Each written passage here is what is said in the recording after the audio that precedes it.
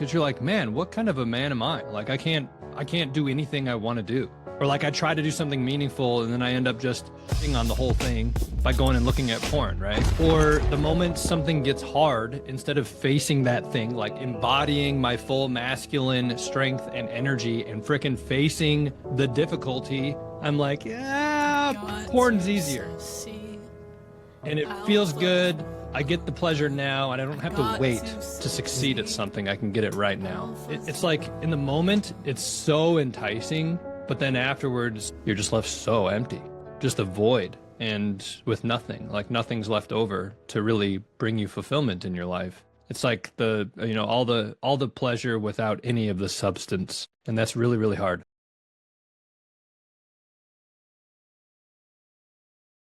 Been kind of quiet in our free community, has been putting a lot of time and energy on the guys that are working hands-on with me. So here we are. I'm excited to chat with you both today. And really, I want to just give the ball to you. Just say, what are you struggling with? Where can I help? What questions do you have? Like, nothing's off the table.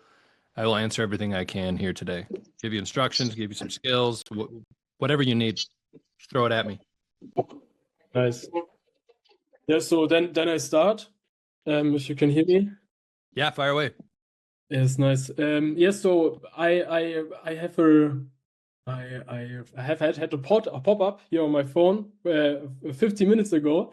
Yeah. And I read your messages really often, so because I really often get a pop-up from your school community on my phone. Yeah. But I never really look into.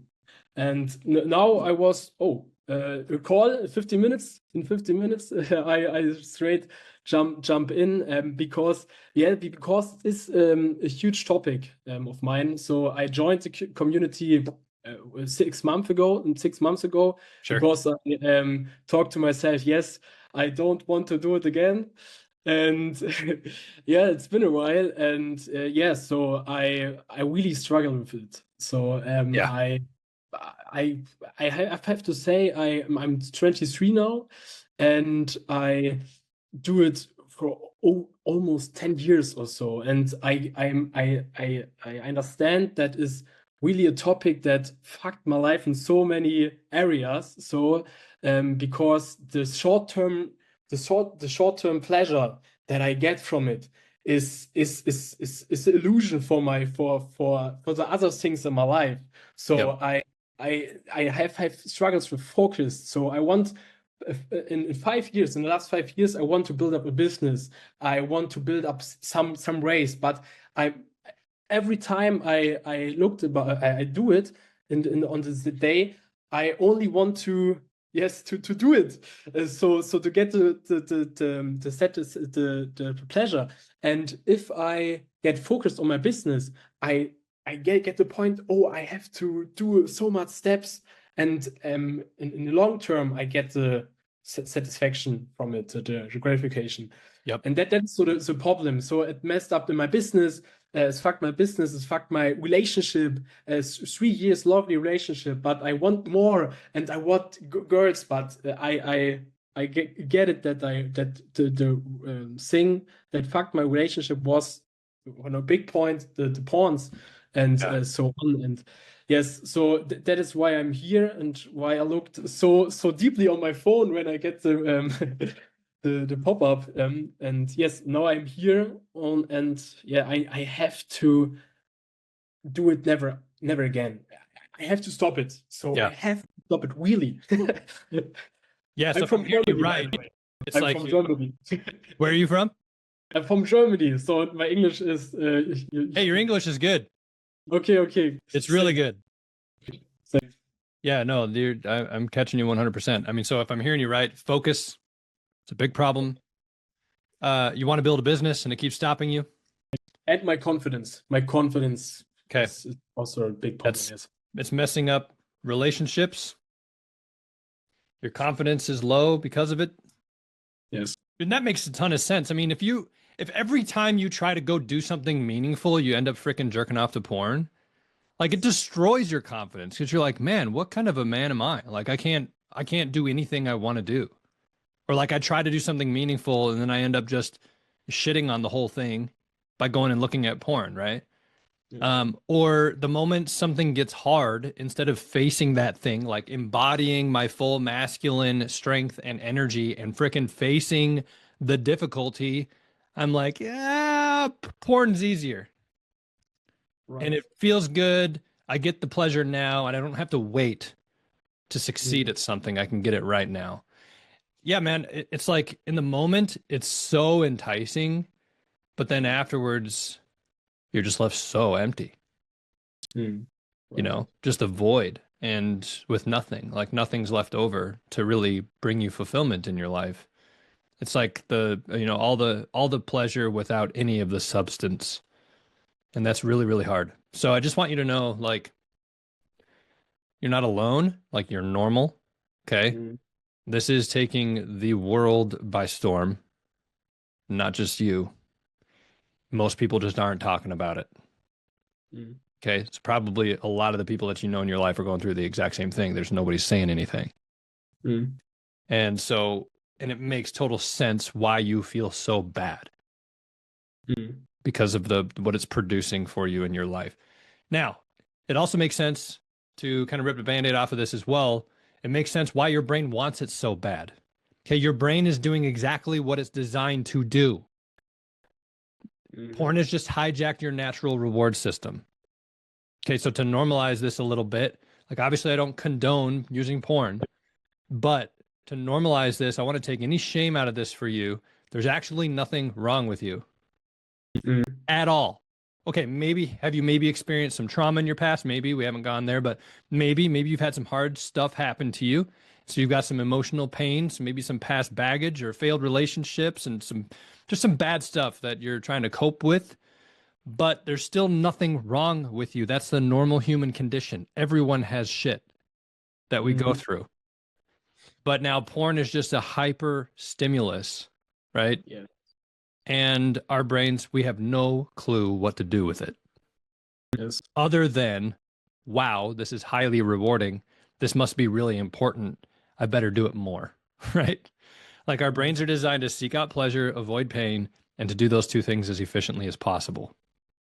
Mm. Yeah. So we're designed for efficiency. So the more you practice something, the better you get at it, right? The more you play piano, the better you get at it.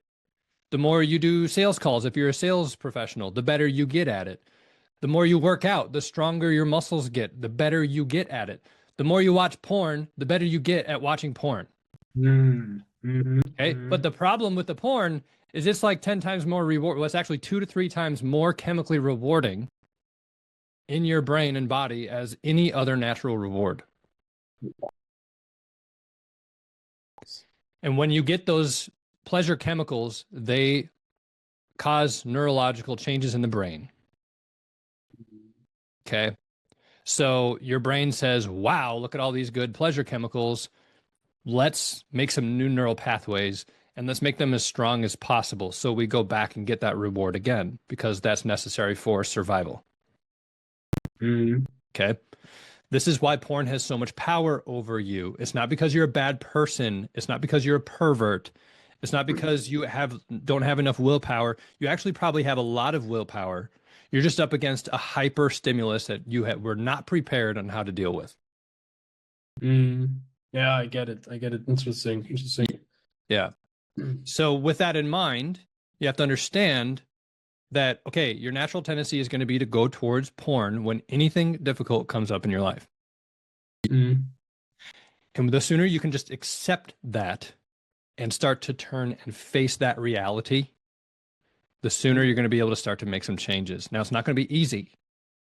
It's not going to be easy, but if you start to believe, hey, my brain got this way through a bunch of practice, what if I was to practice my way out of it? The sooner you start to believe that that's possible, and the more you're going to start getting in the ring and trying, and I'm not talking white-knuckling willpower, forcing your way through it like you've tried a million times before. You've already tried all that. Just telling yourself no isn't going to do it. You have to specifically face the urges directly All right. All that right. come up. And you have to face the emotional pain that's coming up. You actually have to meet your needs in other ways. And so we'll get into that in just a second. But again, I just want to kind of paint the picture for you. Your Yeah. brain is changeable. You didn't become addicted to porn overnight. It happened through repeated practice. You're Mhm. also not going to set yourself free from it overnight. It's going to be through repeated practice. And the sooner you can Mhm. accept that and stop beating yourself up every time you give in, like tearing yourself completely apart whenever you make a mistake, the sooner you can start getting in the ring with actual skills that are going to help you conquer Mhm. this. Wow. Nice. So Good to hear. I hope that helped. I hope that's helpful. Just like starting off, maybe for both of you guys, just understand like, hey, this is just what's going on in your brain right now. There's no shame. It's Mhm. just a reality. And now, what are we going to do about it? Does that make sense? Mhm. Yes, absolutely. Absolutely. Okay. What? Where do you want to go from here? Like, where, with all that I just said, does something stick out and say, hey, I want to know more about that? Mhm. Oh, I doesn't hear what you're Sure, what's sure. Where would you like to go from here? Like, what questions do you have now based on what I've just shared with you? Yeah, so I have two, three questions. I don't know what's about David. Uh, so, Ask your questions. I'm on my way home. Go ahead. all right. All right, okay. Yeah, so my question is, what is the best way from now? So I had 7 days in the past. So the last 7 days, I don't do that. But yesterday, I was completely in it, and so if I face the feelings or the emotions they come up, um, is it normal that I do first 7 days, then 30 days, then two months, or is it the best to say stop from here? I never do it again. What is the So, best test? so you're asking, should I focus on just like going 7 days without it? Should I focus on 30 days? Should I focus on 2 months? Like Yes, trying to count like a streak or like a yes, sobriety period of sobriety? yes, Focus on that, or just like go cold turkey and say, I'm never going to do it again. yes, right, yes. I think you need to forget about all of that Okay. because it doesn't Which work. Oh, okay. So, don't get me wrong. There are some people that have the capacity to wake up one day and say, I'm never going to do this again, Mhm. and then actually follow through on that. Some people do that, but that was not me. I'm the total opposite of that. Mhm. Yeah, same. And most of us here, like, if that was you, we wouldn't be having this conversation, Mhm. right? Now, there's nothing wrong with you. I'd say it's like probably 0.001% of people that can just wake up one day and say, I'm never doing that again, and then just immediately change. I actually have a friend that's like that. Mhm. And he's rubbed off on me a ton. I've learned a lot from him, but him and I are not the same. Like he really struggled with alcohol when he was younger, gotten a lot of violence because of it.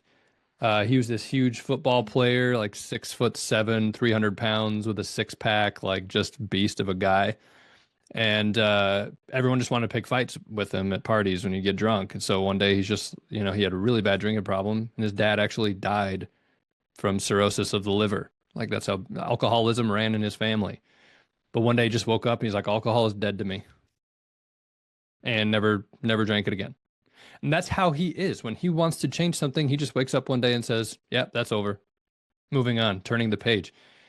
It still boggles my mind how he operates, but that's not normal. Mhm. So for me, I have to accept the fact that I'm like the opposite of him. Mhm. And for me, it takes a lot of repetition to try to make meaningful change. And as such, if I set myself up by saying, I'm never going to look at porn again, I'm going to fail. I'm going to look again in the process of trying to make a change because I can't just turn that page. I'm not that's not how I operate. I have a very addictive personality. Once I start something, like the justifications for me are really powerful. They get me to go back. So if I say I'm never looking again, or I'm going to go the next 30 days without looking, it just fills me with a ton of anxiety around it. And then I'm trying to force my way through it. And then I fail and make a mistake. And then it's like, yeah, see, screw it. Obviously didn't work. Wow, what does this say about me? I'm a worthless sack of crap. I'm a total failure. I'm never going to make a change, blah, blah, blah, blah, blah. Right? Cycle starts over again. Then you throw in the towel, you go on a bender for 2 weeks, you just look at porn all the time until you feel so shitty that you feel like you got to get up and try again because you're just so miserable. But like what a terrible way to live. And honestly, it's a faulty motivator. If your motivation to change every time is a ton of pain,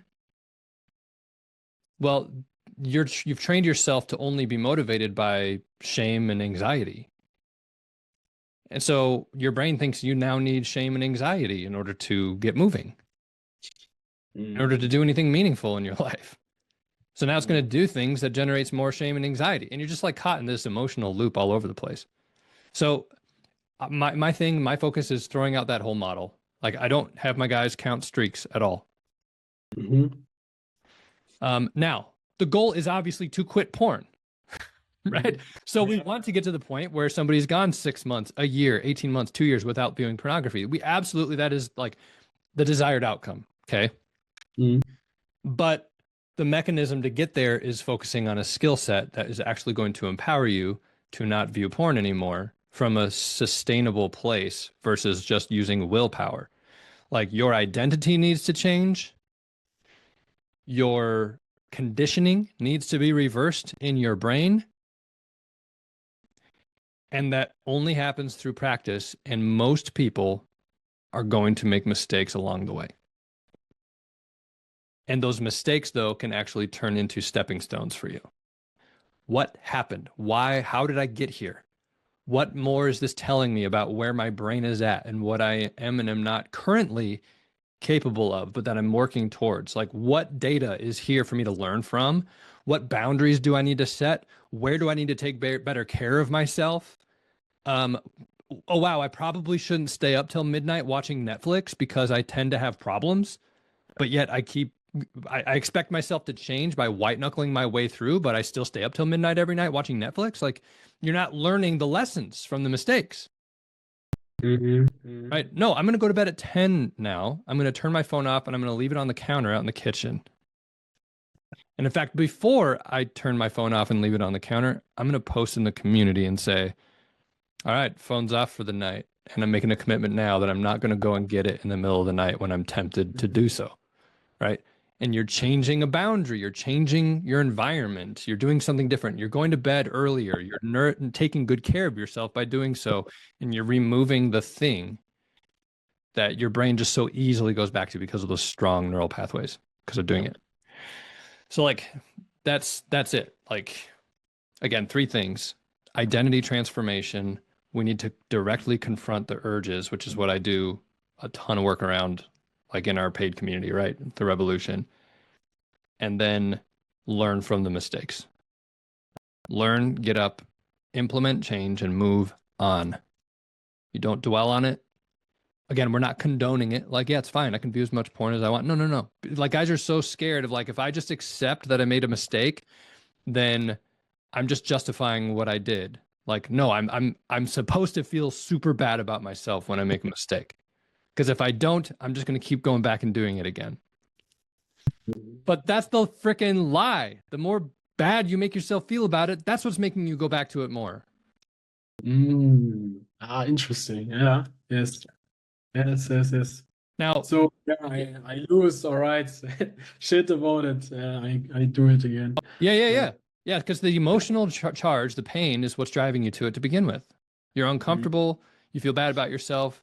Well, porn will numb the pain, right? So if we address the roots of the pain and start treating yourself with love and kindness and good self-care and, without the shame all the time, like, you're going to start feeling better. And the better you feel, the better decisions you make. Plain and simple. And then you have grace and you're able to learn from your mistakes instead of it just being this all or nothing thinking of like, well, I made a mistake, so I'm a terrible, worthless piece of trash. See, No, it's like, no, I'm a good person. I'm in the process of change. This is going to get better. I'm going to keep trying. I just made a mistake. I'm going to learn from it and I'm going to move on. I hope that's helpful. Yes, absolutely. It's interesting way to think about it and a new approach for me.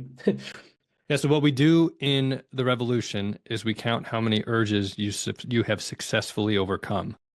Okay. So we face one urge at a time. Mm. And one of the methods I teach is called stop, drop, and breathe. It's nothing new. I didn't come up with this, by the way. But stop, drop, and breathe. So you stop and you just call out the fact that you're feeling an urge. Like, all right, whoa, this is it. I feel aroused. I just saw a pretty girl at the grocery store. Like, holy crap. I want to go goon to some porn, you know? Okay, I'm feeling an urge. Just call it out. Admit it. Admit it. Don't try to run from it. Turn and face it. Boom. I'm feeling an urge, and here it is. And then you drop into your body. What am I feeling right now? I'm feeling stressed. I'm feeling anxious. I'm feeling overwhelmed. I'm feeling insecure about myself. I'm feeling ashamed. I'm feeling rejected. Like whatever the list of emotions is that you're feeling, okay, key into it because those are probably driving the urge.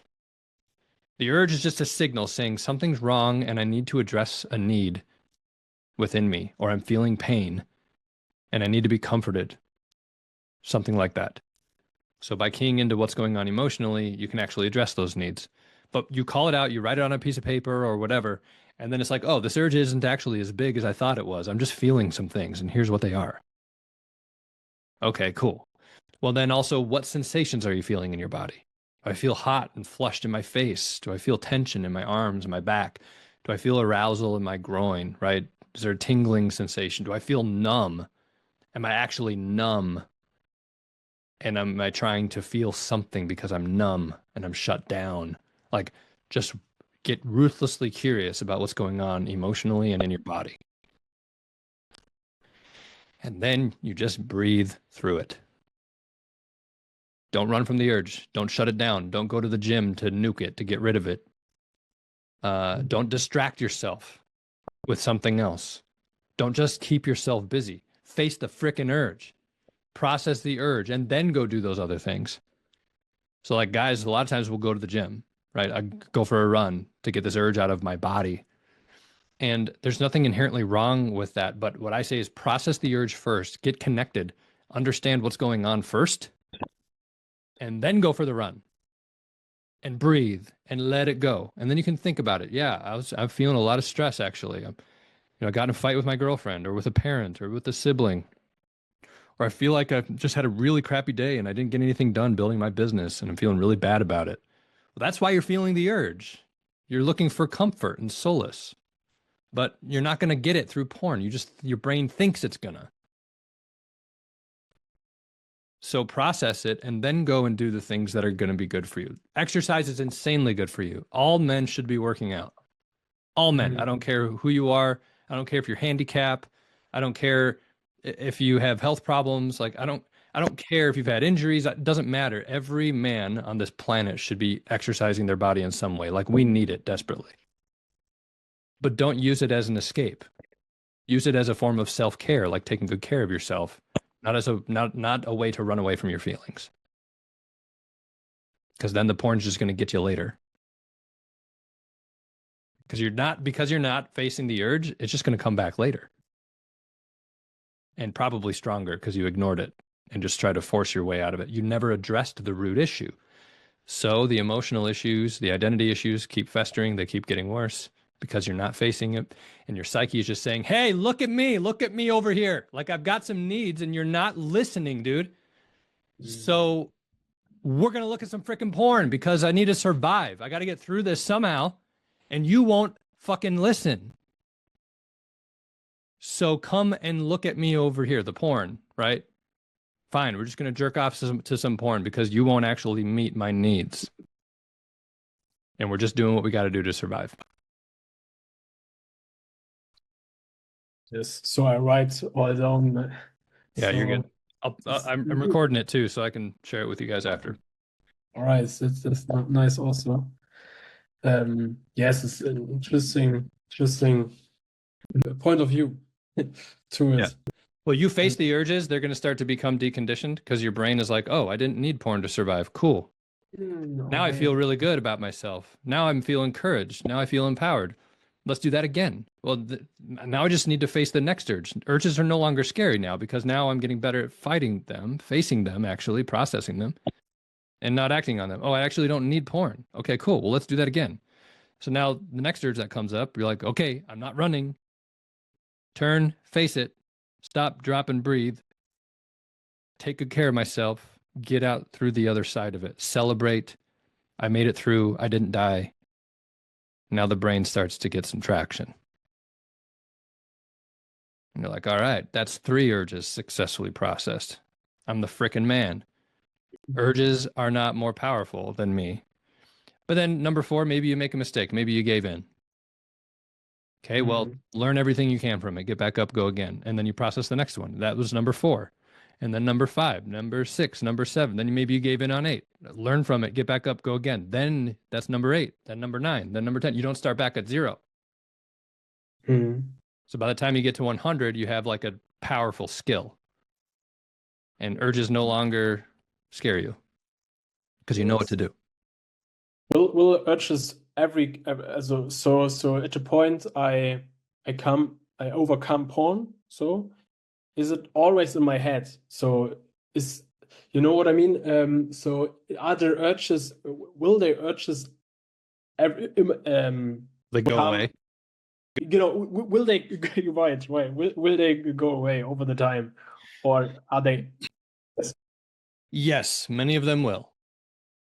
The goal is eventually, like pretty much all the ones you're currently experiencing will go away.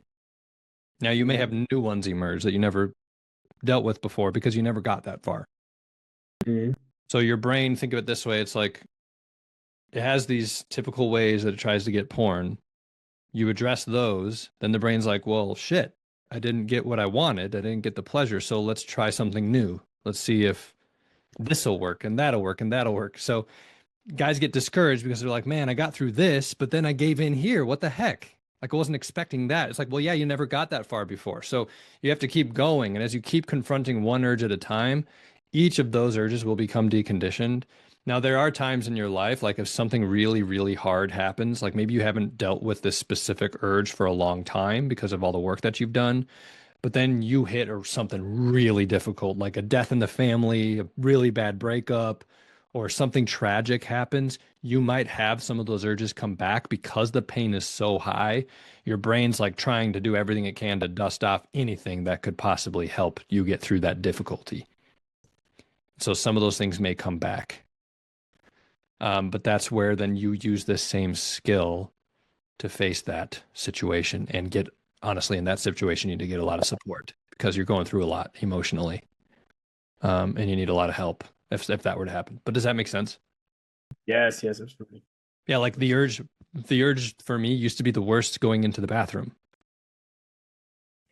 I'd go into the bathroom and I had to consciously make an effort to set my phone outside of the bathroom for a long time because the moment I was in there, holy cow, just bam. Right? Well, I don't even think about that anymore. Okay, nice one. I don't leave my phone out of the bathroom anymore because it's not even an issue remotely. That's not even a thought. I just go in the bathroom, the phone's in my pocket, it just never leaves my pocket. I just don't even care. Okay, so that's the evidence of a deconditioned urge. You've practiced it enough times where you feel free, and the temptation, maybe every once in a while it'll be a thought, but it's not really an urge. Like I don't feel any kind of real pull. It's like, oh, my phone's in my pocket. Okay. That's interesting. Yeah, that used to be a big issue for me. Oh, that's cool. Right? That's a fully deconditioned urge. Whereas before it was like, holy shit, my phone's in my pocket. Oh crap, oh crap, oh crap. Here we go. And then you feel this whole thing in your body happen. Right? Yes. And you're like, oh man, I could just open it up. I could open this app and I could type in this word and I could push that button and then it'll lead me to here and then to here, then to here. And then I'll go ahead and find the porn there. Right. Mm. It's like your brain remembers every little step. Yes, absolutely. And what is Fab about without porn? So only Fab? So yeah, masturbating, just Yeah, masturbating. masturbating. Yeah, right now, honestly, at the beginning of this, I wouldn't worry about that. Now, I would focus first on the porn. So like that's another way of like some guys, I'm like, don't worry about masturbation. In fact, you can masturbate all you want at the beginning. But let's take that first step and let's work at processing the urges around viewing porn. Here's the thing, the more you meet your needs, the less you're also going to use masturbation to self-medicate or to cope. I want guys to get to the point where their masturbation or sexual exploration is about integrating and understanding their sexuality versus using it just as a coping mechanism to run away from emotional pain. But to get started, let's first focus on the porn. And then we'll address that. You might see it just naturally start to resolve itself. And if you feel like, you know what, I'm going to use the same urge processing tool to process through this urge to masturbate, to fantasize, do it. I do believe that there is a power in like the semen retention. You guys have probably done some research on that. There is power there. But it comes with the conscious reason as behind why you're doing it. If you just think, oh, if I just white knuckle my way through and don't masturbate ever, like I'm just going to turn into like a freaking Super Saiyan, like Dragon Ball Z, like I'm just going to have superpowers, I can fly and like whatever. Like, no. Like the power comes from a conscious channeling of your sexual energy, your creative power into other areas of your life, not through divorcing yourself from it. Your sexuality is your power. So if you shut it down, cool, you're not masturbating and you're not fapping to porn, but you've shut down your creative power. You are not going to get the benefits on the other side. The point of it is to not masturbate and waste that energy on porn so that you can harness your true creative power by embracing it and focusing it into other areas of your life. Shutting it down is not going to work. But that's scary because we don't know how to manage it otherwise. We feel like we either have to shut it down or it's completely out of control. Now, I want you to get in the middle. I want it to be activated, but then consciously channeled into the other areas of your life. That's what's going to give you a ton of strength. It's going to transform your finances, your business life, your relationships. You're going to embody this sexual, awesome energy, right?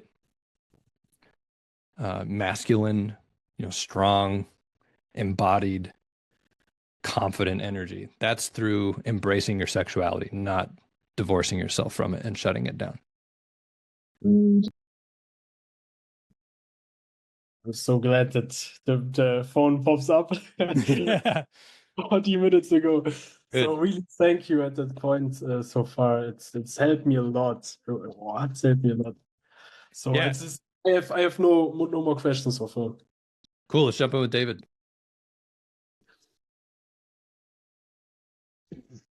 That was an awesome conversation between you two. I have to say it. That's lots of free knowledge. Like I'm actually thankful for it. So yeah. And David, now that I see your face, I completely recognize you. So I'm glad to. Yeah.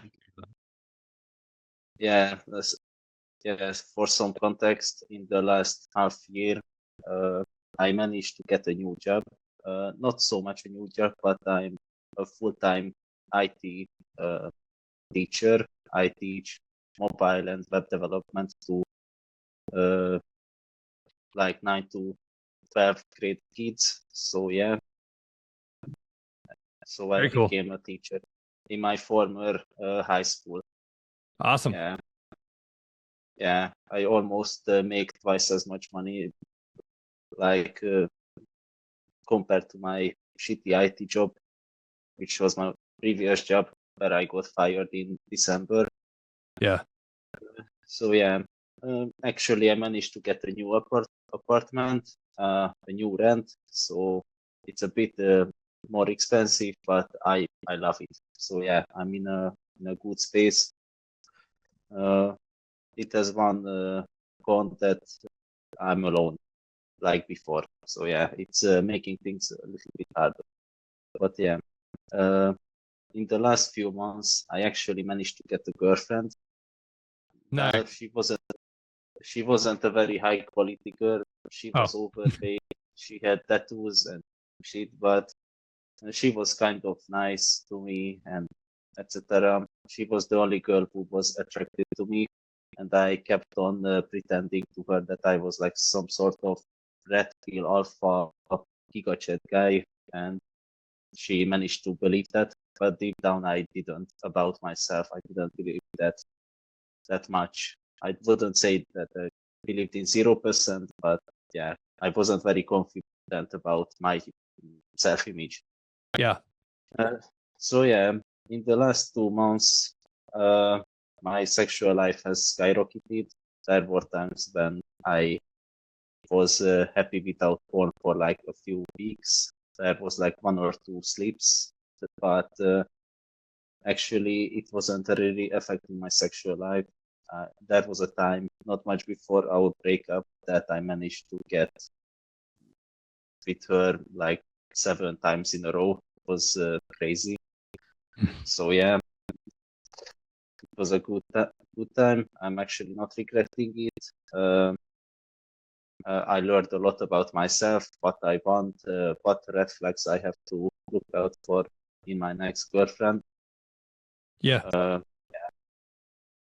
Yeah, at the end of it, I became more of like this groovy, like nice guy, and I noticed that she want to talk less and less with me, and I wanted to fix her because she had quite a few problems, Yeah. mentally, physically.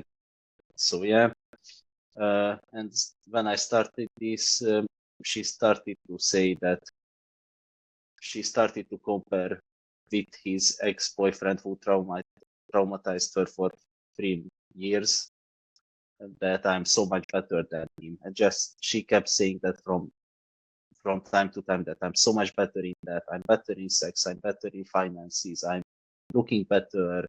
I I look more muscular, etc.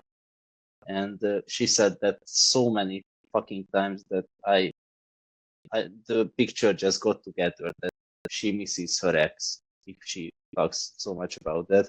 And when I realized that, it was a huge pain, actually. And then on May 1st, like 3 weeks ago, she said some bullshit that we won't be able to be in this relationship because I will go to college while teaching to become a professional teacher, like with a degree, and we won't be able to see each other. And she says it in May, like it's not even August or September when the college is starting its courses. And yeah, we broke up. I said that I don't want to do this anymore. We are just hurting each other, and it was very painful. Since then, of course, I came back to pornography. Few days ago, sadly, I went like 5 times in a row, and I felt horrible. So yeah, but actually, not even the fact that I did that is making me guilty or shameful. Is the fact that I actually invest a lot of money into my diet. Like I eat lots of beef and eggs and other useful protein stuff at the moment, and quite expensive supplementary pills. And it's nothing crazy. It's like not the cheapest vitamin D, multivitamin, zinc, etc. You get the point. Yeah. And the sad part that whenever I relapse, those foods and supplements are down the drain. Like I waste money this way, kinda. Oh, sure. So you feel like I'm doing all this over here to take good care of my body by eating XYZ, by taking these proper supplements, but then when you go and view porn, you feel like it's kind of crapping on that or throwing it down the drain. Like I'm Yeah, taking yeah, such good care of myself here, but then I do this and I feel like I've wasted it, ruined it. yeah. So after the breakup, I tried to go to a party and drink some alcohol, but since then I did nothing. I was socially anxious, like it was not even a week after the breakup. I tried to go to a party, talk to girls and other things, like enjoying myself with my friends, but I just couldn't. Like I was back in the past, in the like the breakup just happened in this exact moment. Like I wasn't there, and Yeah. I felt horrible. Like I didn't talk to any girls, drank lots of alcohol. It didn't help in socializing or anything, and it was just plus guilt.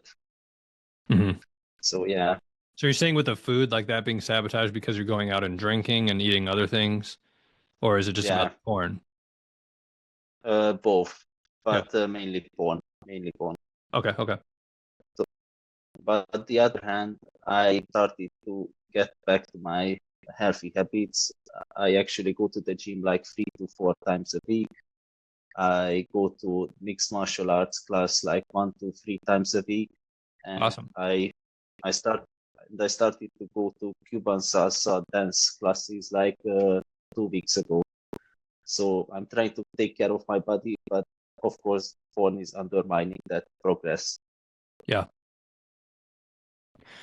Yeah, man. Where do you feel like you have questions? Like if you could ask me anything today, if you could leave this call in, 15, 20 minutes here, like what would be a success if you could walk away with answers around whatever it is or knowing what to do? Actually, I want to know how can I cope with my loneliness or better word solitude. Like Yeah. it wouldn't make any sense to get into a relationship or hooking up with someone after a breakup. Like Right. I'm the type of guy to wait a few months and let myself heal before entering a new relationship. Yeah. Yeah. So I think for me, the loneliness really stems from a lack of self-worth. Yeah, And don't get me wrong, we're social beings, okay?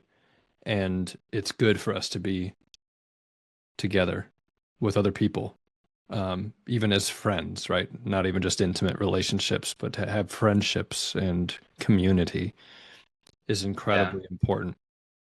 Like, I don't know if you guys are Christian at all, but like in the Bible, in the creation story, with Adam, it's like God asks, "Is it good for man to be alone?" And even God is like, "No." So let's make Eve, right? It's not good for us to be alone. It's just not. Now, the reason, though, that we feel the most alone is because we're not connected with ourselves. We're actually not connected with ourselves, and we are uncertain of our own worth and value. And for me, I am obviously Christian and very, very active in my faith, and I work me every, too, okay, actually. good. Awesome. So I've spent every single day, I'm spending time trying to come to know God better. I want to know him. I want to have a personal relationship with him. I want him to reveal the truth of his true nature to me. Because the more that I come to know him, the more I also come to know myself and the value that he has, that I am in his eyes. Right? So self-worth is where you don't need external validation to determine your worth. You don't need anyone to tell you you're of worth. You know in here that you are. And that relationship is between you and God. Um, the way that I see it is that You know, if the worth of souls is great in the sight of God, if he knows me individually by name, knows who I am, knows everything about me, and no matter what I do, I am of worth to him. In fact, you know, Jesus Christ coming and paying the price for our sins. That means even in my mistakes, my value does not change in his eyes. Now, my rewards in this life and in the life to come may change based on the choices I make. Right? That's just cause and effect. Yeah. But God's love for me is unconditional. Otherwise, why the heck would he come and go through all that suffering for us? So if we choose to surrender to his sacrifice, that our sins are covered. That's because we're of infinite and eternal value to him. Whether we choose to accept him or not, we're of infinite and eternal value. The more we come to know that, the less shame has power over us, the more we can hold ourselves in self-worth, where we feel validated in the eyes of God, that our worth is infinite and eternal and not dependent on our behaviors, on other people telling us how good we are, you know, like a girlfriend saying, oh my gosh, you're so much better than this previous person and blah, blah, blah. And like, where you don't need that. You're able to stand confident Yeah. in your own worth. I'm not saying validation is all bad. We love validation. But if that's the only thing that's determining your self-worth, it's going to come and it's going to go. And you're going to have periods where you feel really good because you're getting external validation from other people. And you're going to have periods of time where you feel like shit because you're not. And you're going to suddenly believe you're a worthless piece of garbage when that's not true. But it's because your self-worth is based on something external versus something internal with yourself and with God, which is the source of all truth. So my challenge to you, because you are active Christian, my challenge to you tonight would be to go into your room and to kneel on the floor and pray to God and ask him what he thinks about you. And then don't run away. Stay there and listen. Spend 20, 30 minutes just kneeling next to your bed in that state of prayer. Who am I and how do you view me? And listen to the thoughts that come to your mind and write them down. We spend so much time praying and we ask for this laundry list of things, but we don't actually listen. And I get it.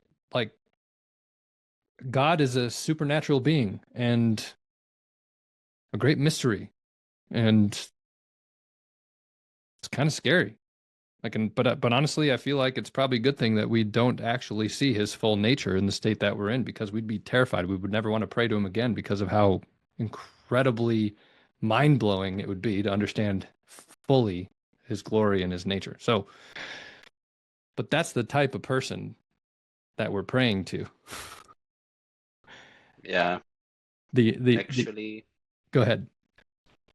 I just wanted to tell you that this one, I haven't talked about this with anyone, not even my grandmother. She is my only family member I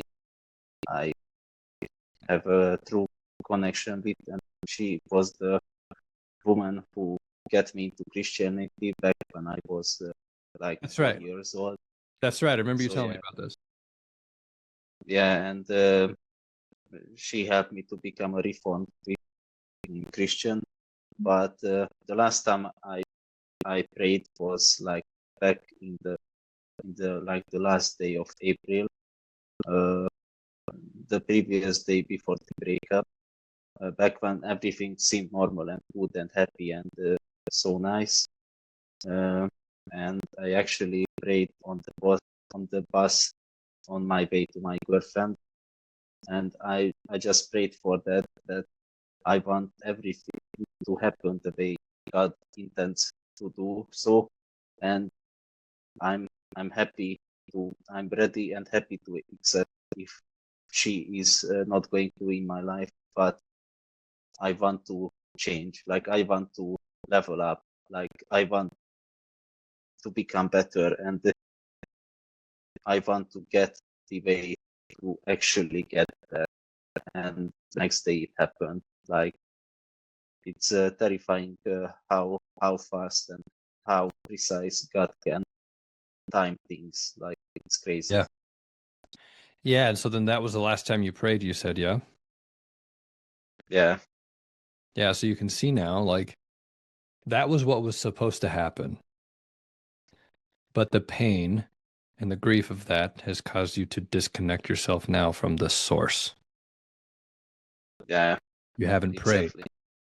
So now you have a few weeks of feeling just a ton of pain and feeling alone and isolated. And you don't need to feel that way. We choose that. I get it. Don't get me wrong. Like, you're going to feel pain at a breakup. Yeah. Right? But to choose loneliness and isolation, that's our choice. You can stay out of loneliness and isolation, whether you're alone, because we have God that we can communicate with and we have ourselves that we can communicate with, even if we're not talking to anybody else. You can feel lots of grief, but still stay out of isolation and loneliness by choosing to allow others in, especially God, and surrender to the lesson that God is wanting for you to learn. The pain is the catalyst for change and transformation, but oftentimes we bury our head in the sand and then end up just coping with our pain through unhealthy ways that aren't helping us realize our full potential. So take the pain and say, there's a lesson here that God wants me to know. There's growth happening. What is it? What is the lesson? And then embrace it. When you realize what it is, embrace it. Learn from it and allow it to change you, because God chastens whom he loves. He doesn't just protect us from all suffering and pain. We're here to be tested, and we're here to grow, and that doesn't happen without discomfort. So God's not punishing you. He's not punishing you for your mistakes. He's allowing you to experience pain so that you can learn and grow.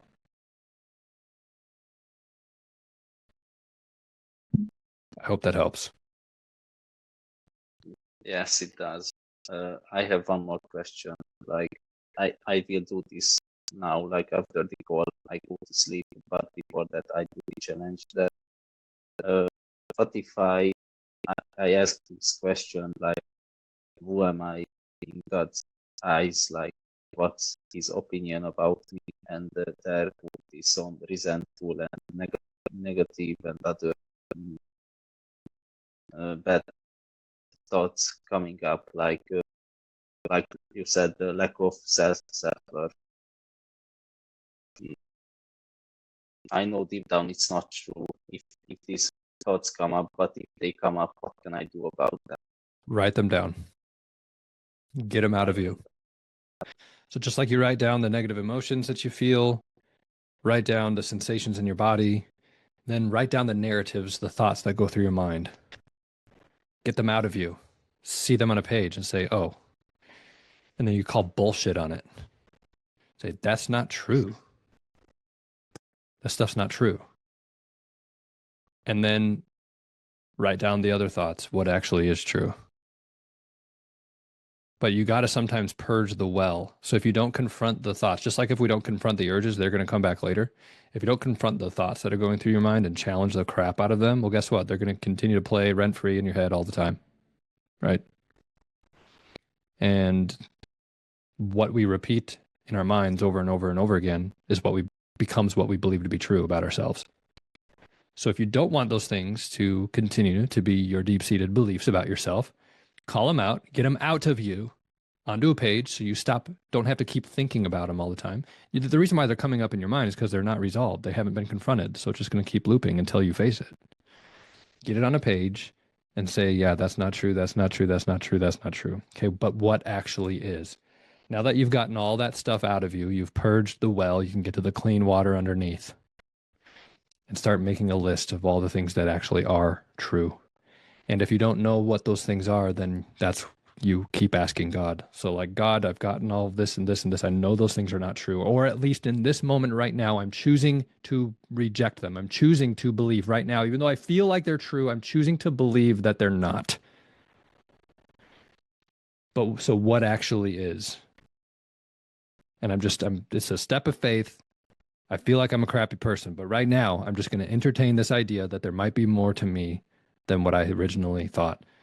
What are those things? And then listen. Write down all the positive, empowering thoughts that come to your mind about who you really are. And then you focus on those every single day. And you ask God for more. So don't just stop there. Like, yeah, you can't pray all night long. You need to sleep. But the next day, ask again. And the next day, ask again. What do I need to know about myself today so that I can get up and move and be empowered to do what it is I'm supposed to do today? Start making that personal list. Yeah, go ahead. The other habit I neglect the most after prayer is actually writing things down. Like, I have to admit, like, actually, I wanted to write a letter to my ex-girlfriend, not to send her or anything, just to get out of all the mental clutter out of my head. And I have been procrastinating for 3 weeks. And actually, I know what to do, but it's just the getting started part is what is making it difficult. Yeah. Yeah, man. No, I think here's the thing is that the more you ask and the more you record, the information given to you, the more will be given. That's biblical as well. To him that receiveth, the more I'm going to give, right? To him that has not, we're going to take even more away. It's about this state of gratitude and appreciation and actually honoring and cherishing the light and knowledge that we receive. When you do that in a state of humility and gratitude for what you've been given, you receive more. It's the law of abundance. It's God's law. It's how God operates. If we reject it or ignore it, well, that voice of conscience, that still small voice in the back of your head, it gets quieter and quieter and quieter. But when we write it down and acknowledge and show gratitude for it, that voice gets louder and louder and louder until all of a sudden you realize God was there all along. You just weren't listening. Exactly. Again, it's like a skill. Like the more you practice listening to God, the better you get at it, at hearing him.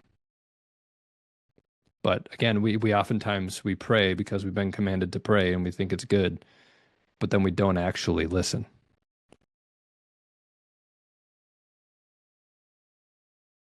So listen. That's my challenge to you. Just listen. Okay. All right. Guys, we're at the end of the hour. I do got to jump, but I hope that this was helpful for you both today. Absolutely. Yeah. Yes, it was. What's like your number one takeaway before we leave, like for each of you, what's like the number one thing that you're like, yeah, I'm gonna take this to heart? And my number one takeaway is first of all the brief technique to become more urged and to face the urge. This is really a new approach for me. And at least and the second is to connect to God. So I find it really interesting because today I was praying to God. So it's just a long time that I'm doing that again, and now I sit here with you and you give me the message. It's incredible, and yes, so really thank you, Hunter, for this amazing call, and I get a lot of it. So I have here a lot of notes. Good. Thank you. David, what about you? Well, my takeaway is definitely going to be that I need to face the world God and have to listen to him more because I like him for a long time just because things didn't go as well as before, and it's time to get back to actually following him, not just saying that I'm a Christian, not to impress anybody, but actually owning those words that I'm truly one of his children. Yeah. Yeah, I love it. Guys, this is where really the rubber meets the road, so to speak, is the clearer you get on the man you know you're capable of being, the man you desire to be, the man you know you are, the man that God reveals to you that you actually are, because he knows you better than anyone or anything. He knows everything there is about you. Like the more connected you get to that, the clearer that guiding North Star becomes in your life. And the more you channel your life force, your sexuality, your energy, your power, your creative force into being him today. It's not a destination, but like how would he behave in this situation? Like how would the ideal version of me choose right now to behave? The clearer you get on who that man is, the more empowered you'll be to surrender to being him more today. And that's the secret, is be him now.